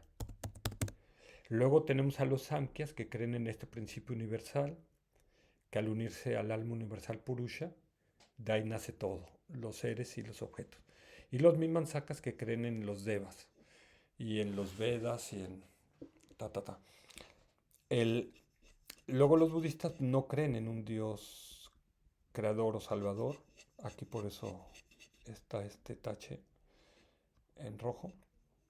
Pero cuando hablamos del alma, resulta que las primeras cuatro escuelas filosóficas no budistas creen en el alma igual que las religiones teístas. Y curiosamente aquí, fíjense, los lokayatas, ellos no creen en el alma. Por eso les decía que habían llegado lejos. ¿Sí? Este, pero el, curiosamente ellos creen en el yo que tiene una existencia inherente. Aquí quizás debería ponerlo al revés. O sea, estos con palomita creen en un yo con existencia inherente. Y fíjense los locayatas que no creen en nada, creen en ese yo. Entonces chistoso, ¿no? Porque ellos no creen en Dios, no creen en el alma, no creen en vidas pasadas ni futuras, pero sí creen en el yo. Es curioso. Pero al mismo tiempo que creen en el yo, piensan que el yo se aniquila en el momento de la muerte, ¿no? Decíamos, ven el yo como la llama de una vela y cuando se agota la cera, se apaga la llama y desaparece, ¿no? Así. Entonces son, wow, o sea, muy desesperanzador esa visión que tienen ellos, ¿no? No hay nada después de la muerte, ¿no? Este, Hoy oía a una locayata en eso, hablar de eso y cree eso, entonces, wow. Ahora, pero entonces es curioso porque los locayatas creen en vidas, no creen en vidas pasadas y futuras y tampoco creen en el karma, ¿no? Entonces como que se fueron al otro extremo y esto lo vamos a ver con más detalle en la próxima sesión. Entonces, en resumen y para concluir, vemos que decíamos que el, el alma no es lo mismo que la persona, ¿sí? Está ni matemáticamente, ni lógicamente, ni en definición, es lo mismo. Y lo primero que refutó el Buda fue el alma.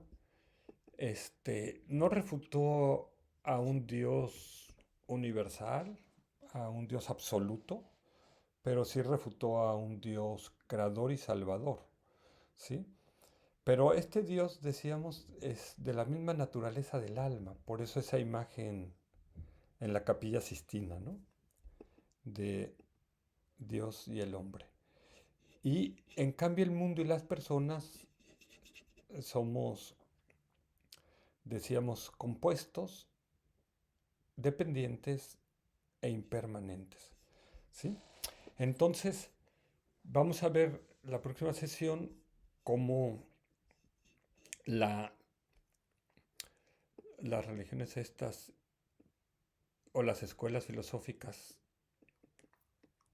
no budistas creen en esta alma, e igual como las religiones teístas, que no depende de la mente y no depende del cuerpo, no depende de los agregados, o sea, está fuera, ¿no? Como ese servidor externo que hablaba mi sobrino.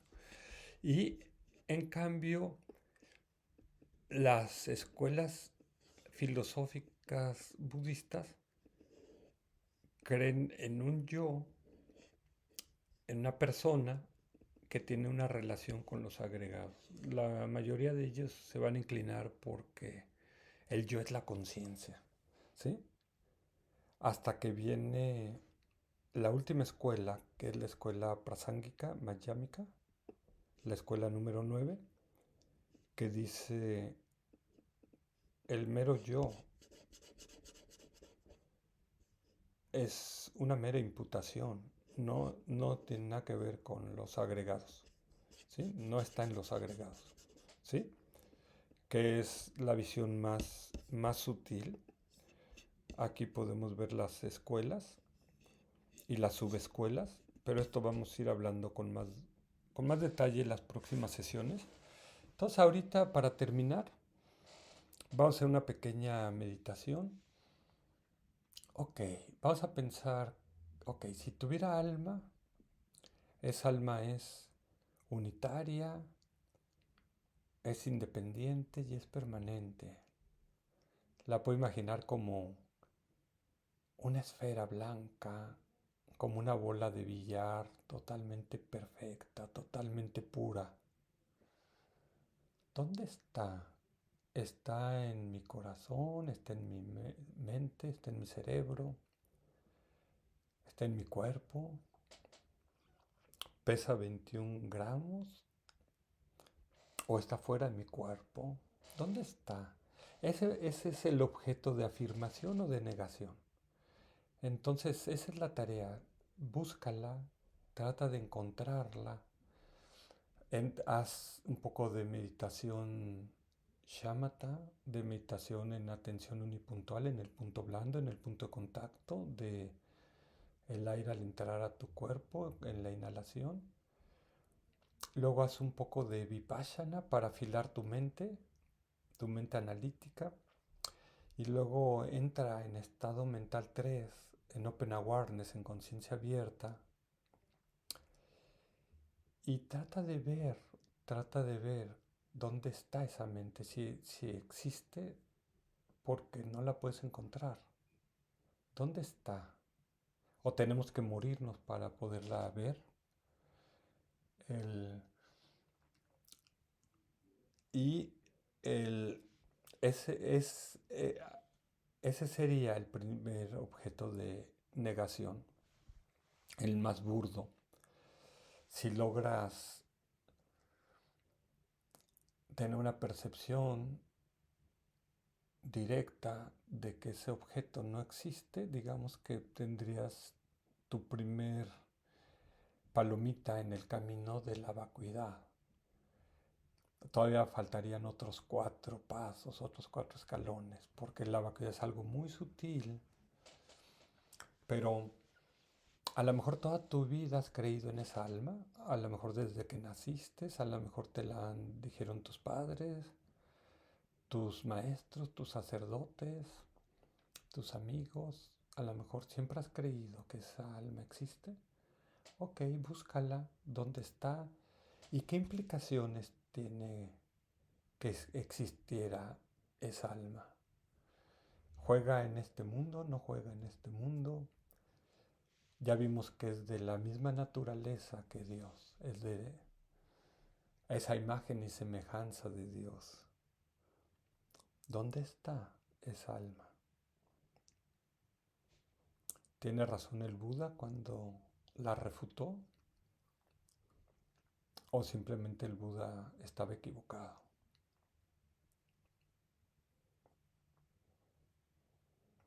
Y decía el Buda, no pongas ninguna mente encima de la tuya y no creas en sus palabras solamente porque las dijo o como un dogma, sino tú tienes tu propia mente, entonces tú tienes capacidad de analizar, de observar, de estudiar, de investigar. Entonces aquí se trata de no aceptar las cosas como dadas o simplemente porque alguien te las dijo o porque las leíste o porque siempre has creído en ellas, sino tienes que validarlas aquí. Y al hacer eso vas a tener tu primera liberación. Entonces inhala profundamente y trata de conectar con esa alma si es que existe. O trata de percibir su no existencia.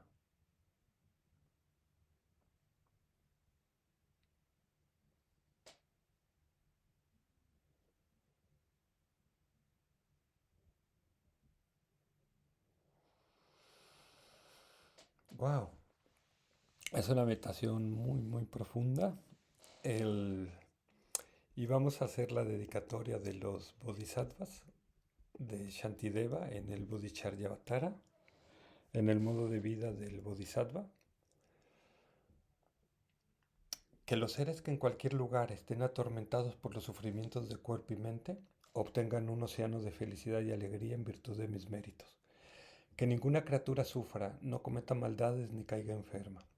Que nadie sienta miedo, ni sea despreciado, ni tenga una mente abrumada por la aflicción. Que los ciegos vean formas y que los sordos oigan sonidos.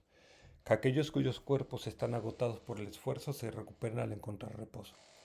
Que los desnudos encuentren ropa, los hambrientos comida y los sedientos agua y bebidas deliciosas.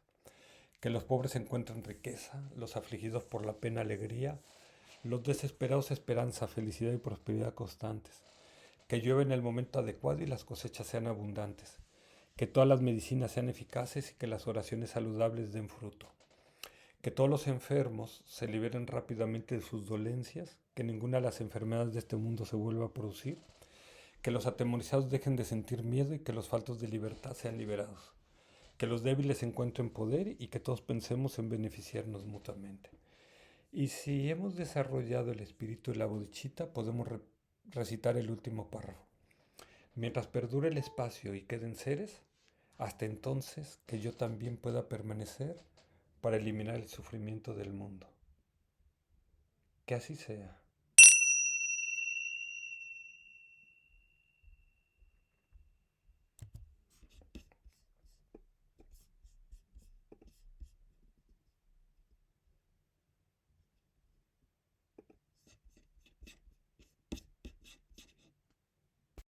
Bien, buenas noches. Hemos llegado al final de esta sesión.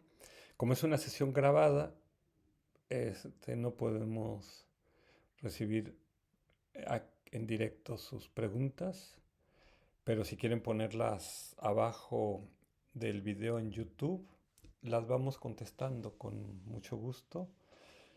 El, o las pueden poner también en Telegram, en, en el chat de las escuelas filosóficas.